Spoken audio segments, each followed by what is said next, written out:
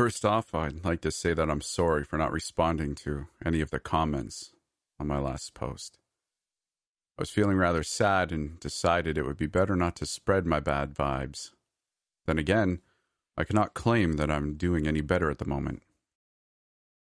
As of me writing this, I'm riding shotgun in my manager's pickup truck, and Dale hasn't said a word in 2 hours. He's just staring at the road ahead of us, clutching the steering wheel so hard, his knuckles have turned white.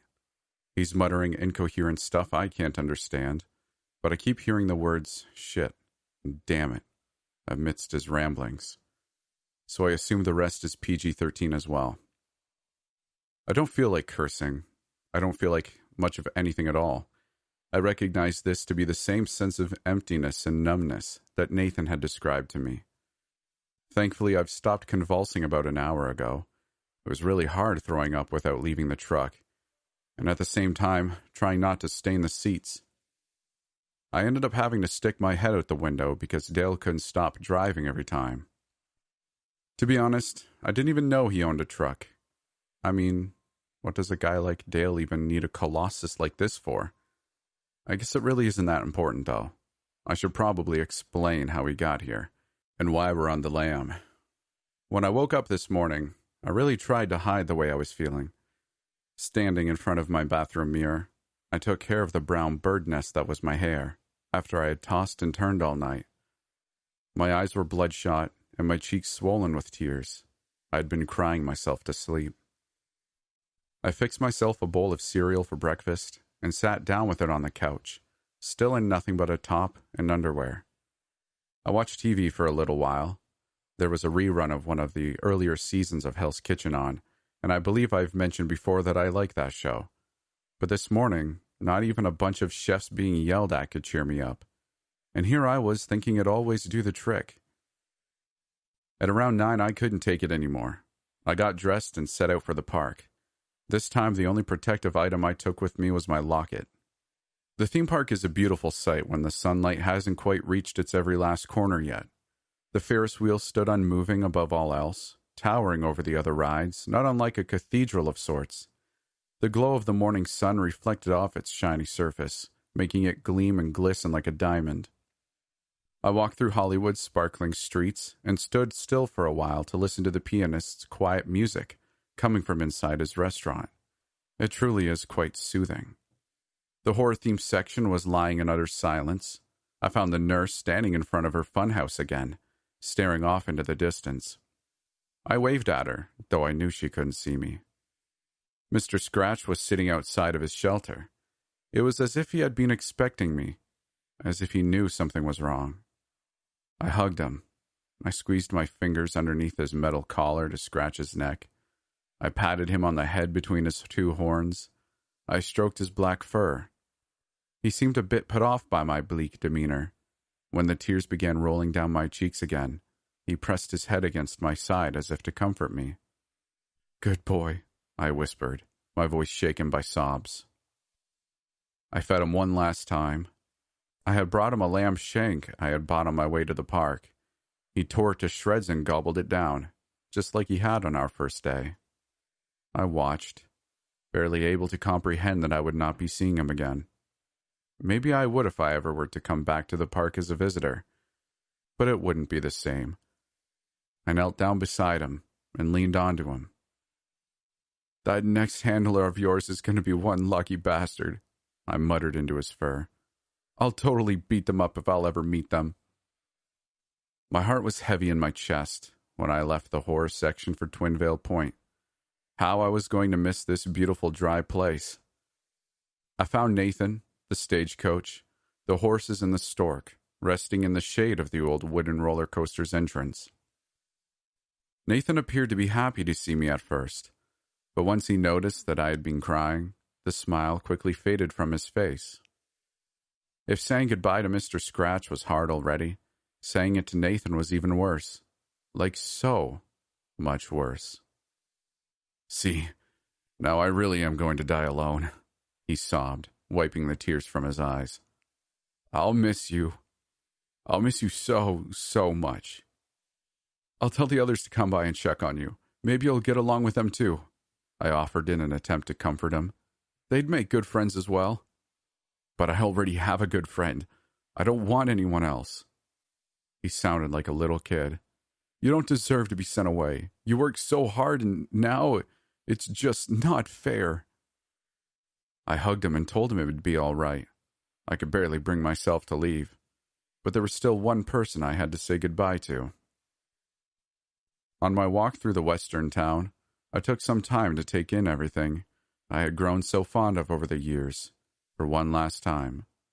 My necklace was bouncing up and down on my chest as I began to jog a little, just for fun, and eventually its fastener got tangled up in my hair, which I was not wearing in a ponytail for once. I had to stop and carefully remove it, but of course it put up a fight and ripped out some of my hair when I pulled it out. I cursed and decided to just keep it wrapped around my left wrist, like a bracelet, for the remainder of my walk. I found the laughing cowboy relaxing in the large saloon my coworkers and I had used as a meeting room a little while ago. He was simply sitting on a bench in the back, his feet casually resting on top of the table in front of him. He immediately swung down his legs and sat upright when I entered. "Hi," I greeted him. My voice was raspy, my throat sore from all that crying. I just wanted to say that I'm not gonna come back here. This is my last day at the park." I swallowed hard. "So, thank you for everything." The cowboy stood up. His eyes were wide and incredulous. He tilted his head as if to ask if I was serious. I nodded, a bitter smile on my lips. Parting with him really hurt for some reason. I watched as he slowly approached me. He carefully reached out to touch my face, just like he had on that day when I had been drunk on Dale's whiskey. He wiped off a small tear that had not yet dried on my cheek with his thumb. His fingers were as clammy as always, but somehow it was comforting. His cold on my burning skin, it felt incredibly soothing. So I let him. "Thank you," I muttered. We stood like this for what felt like an eternity, him not once breaking my gaze. I finally, slowly, reached up to remove his hand from my face as gently as possible. I hadn't realized it was my left hand. He glanced at the necklace tied around my wrist, and before he could even make contact with his arm, he pulled back, an alarmed look in his eyes. It took me exactly 3 seconds to comprehend what he had just done. I was staring up at him in disbelief, and he stared back. Realization had not yet set in. I was stunned. Then he shoved me, hard, and I stumbled backwards. I didn't have enough time to brace myself for the impact. The back of my head collided painfully with the wall, and I let out a cry of shock. He lunged at me with an inhuman speed. One of his hands seized my lower left arm. The other one quickly grabbed my throat. His fingers cramped around my neck as he pressed me against the wall. I gasped for air. My mouth being wide open, he took his chance. Before I knew it, his lips were on mine. My eyes widened in disgust, and I let out a muffled shriek as he slid in his wet tongue. My vision blurred, but I could hear him retch. It was only when I felt his thick, black saliva trickling onto my tongue that I realized what he was doing. I struggled, trying to break free, but his grip on my arm and throat only tightened. He was too strong, way stronger than I had expected. I tried to shove my free hand in between us to push him away, but the moment I did, his grasp on my neck grew so firm that I couldn't breathe again. He was choking me. He closed the distance between us, pressing his chest against mine, forcing me to stay still. I tried to kick him, ramming my knee into him again and again, right between his legs. He ignored me. He just kept spitting his disgusting, foul-tasting saliva into my mouth. Then, all of a sudden, the possibly grossest idea I've ever had came into my mind. I tensed up my jaw and bit down on his tongue with all my might. He let out a muffled howl of agony and instantly stepped back. But before I could spit out the black liquid that had gathered in the back of my mouth, he had already placed his hand over it, his palm forbidding me from parting my lips. Despite the obvious pain he was in, the fingers of his other hand remained firmly locked around my lower left arm. Pressing my chin up and squeezing my lips closed, he let out a low hiss. His narrowed eyes stared at me scorningly.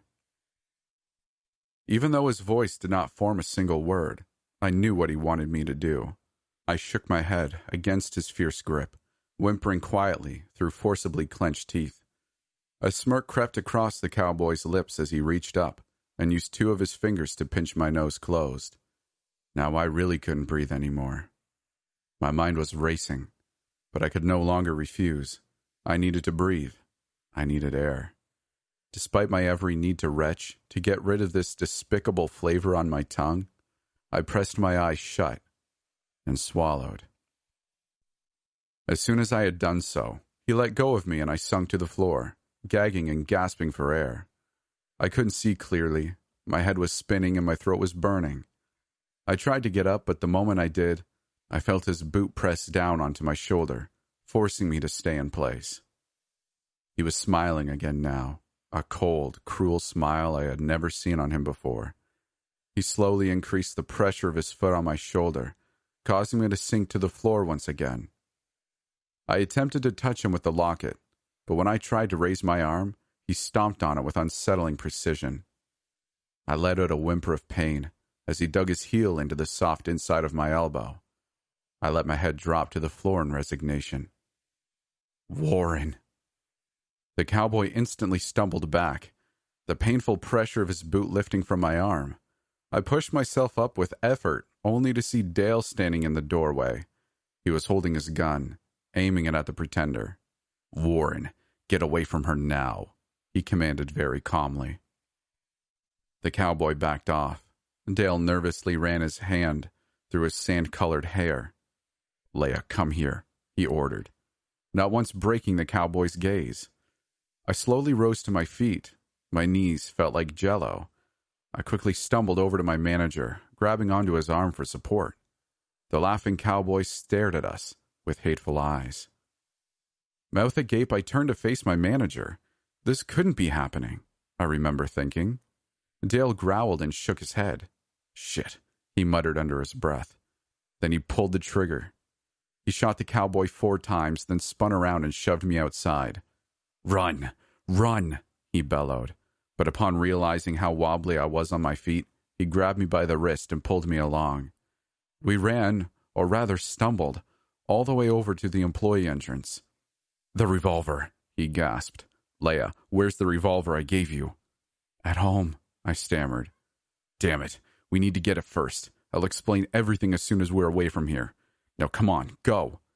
With that, he ushered me over to a small car standing in the back of the employee parking lot. We got in and he drove me home, telling me to grab only my most important belongings, the revolver and a change of clothes. He waited outside while I got my stuff, and then we drove over to his place. There, we changed cars. And here we are, on the road in Dale's black pickup truck. A backpack holding my clothes, revolver, and whip is resting between my feet.